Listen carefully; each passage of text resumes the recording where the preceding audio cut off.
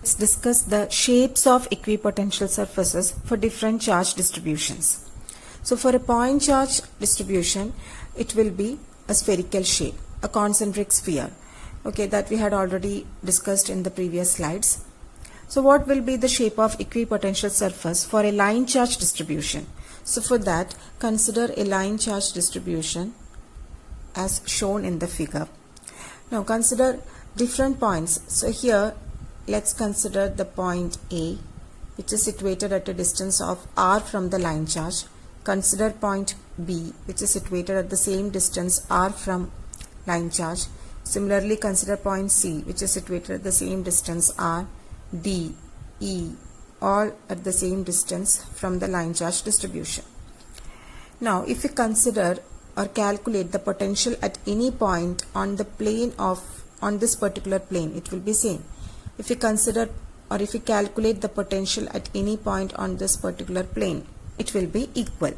So all these planes form an equipotential surface, and if we join all these equipotential surfaces, the locus of all these planes having the same potential is that of a cylinder.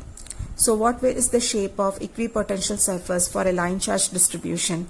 It will be a cylindrical one.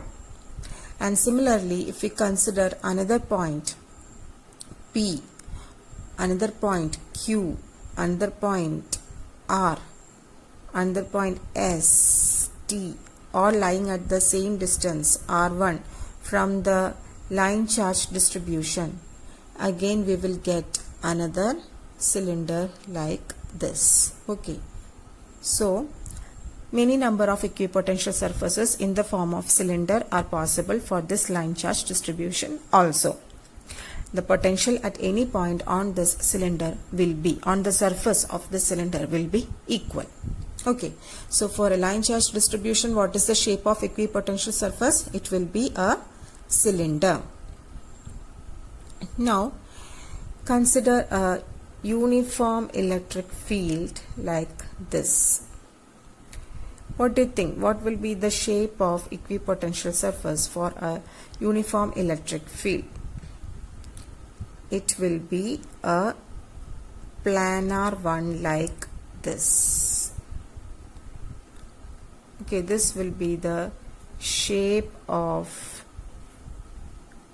equipotential surface for a uniform electric field. If you want, you can check. The angle between this electric field and the surface will be 90 degree. Okay, if we consider the angle between the surface and the electric field, it will be 90 degree everywhere.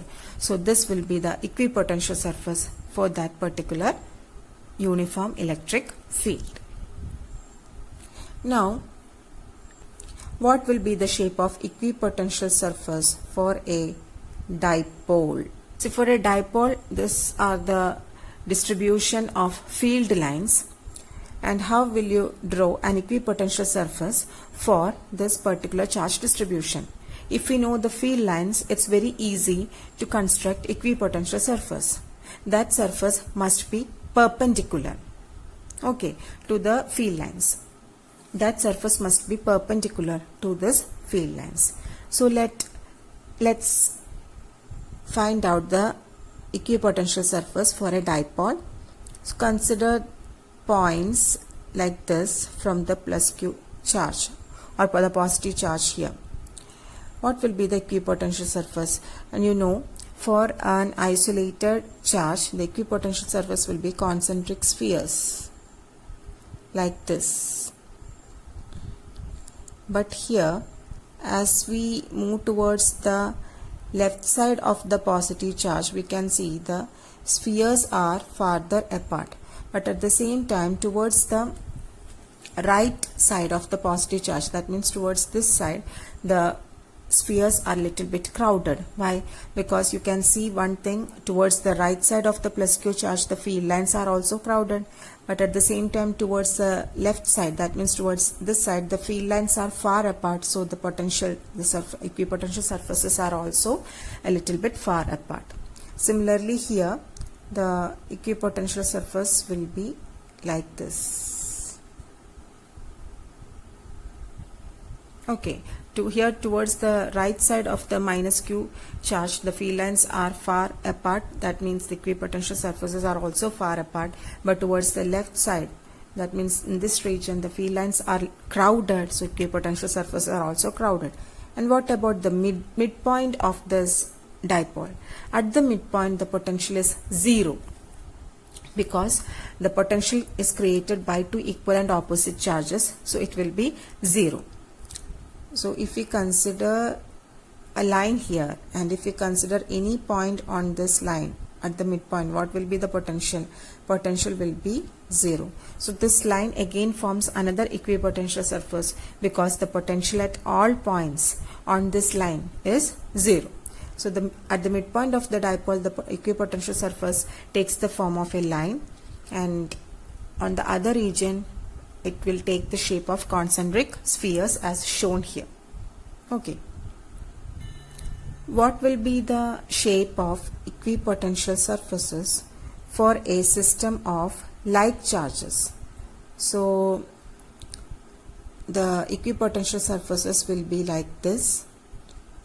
Here we have a concentric spheres like this. Here we have a concentric spheres like this, and again this concentric spheres will form a closed surface like this. Okay, so for a like charge distribution, the equipotential surfaces will be a closed surface. What can be the reason for that? Just look at the field lines. For a like charge distribution, the field lines will be like this. Okay. And if we consider the angle between this field line and the equipotential surface, it will be 90 degrees. See, this is an equipotential surface and this is the field line. What is the angle? 90. Again, this is the surface, this is the field line. What is the angle? Again, it will be 90. So this will be the equipotential surface for a system of like charges. If we consider a system of two minus charges, at that time also we will get the same shape for the equipotential surface. Now let's consolidate all that what we have discussed today on this slide. Let's discuss the first point. It's the definition itself. Equipotential surface is the surface where the potential is same at all the points. The value of equipotential surface is the value of potential for different equipotential surfaces is different. That means if we consider the point charge, the equipotential surface for a point charge will be in the form of concentric spheres like this, and if we consider the potentials of this different spheres, it will be different. That means V1 is not equal to V2 and V2 is not equal to V3. It will be like that. Then what will be the movement of what will be the direction of electric field? Yes, for a plus Q charge, this will be the direction of electric field. Right. So here which potential is greater? V1 is greater and V3 is less. So V1 is at a higher potential and V3 is a low potential, and our electric field moves from V1 to V2. So the electric field direction is from high potential to low potential region. That means it is the direction of the electric field or the positive charges, and electric field always follows from high potential to low potential region. Okay.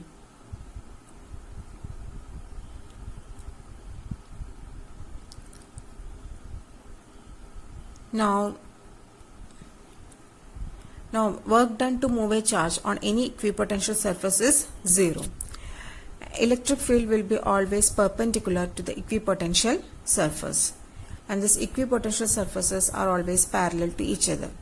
Okay, if we consider the equipotential surface for a line charge, what are the equipotential surface? It will be mini cylinders like this. Okay, and all these cylinders will be parallel to each other. Now, if we consider the equipotential surface for a uniform electric field, what was the equipotential surface for a uniform electric field? It is a planar surface like this. Okay, and all the planes are parallel to each other.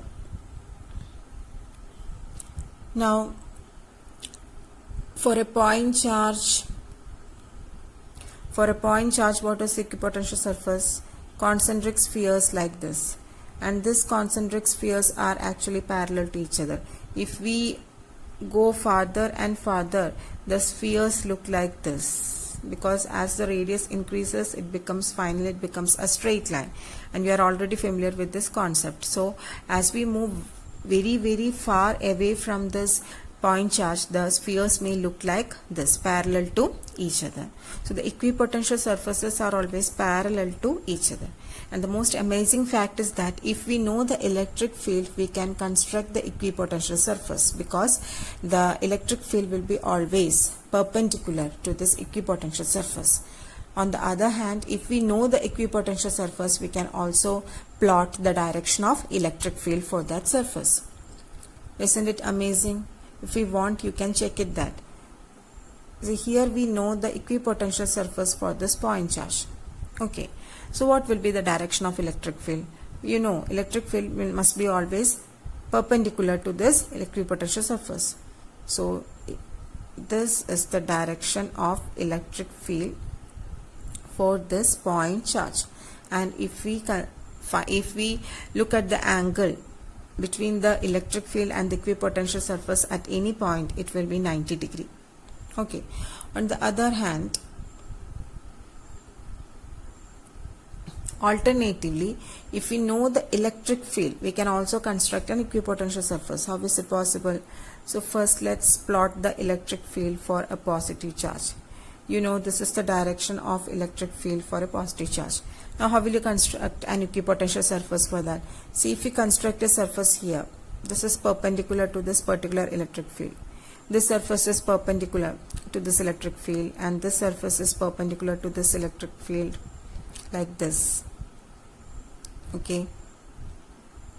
And if we join all the surfaces, the locus of all the surfaces is a sphere.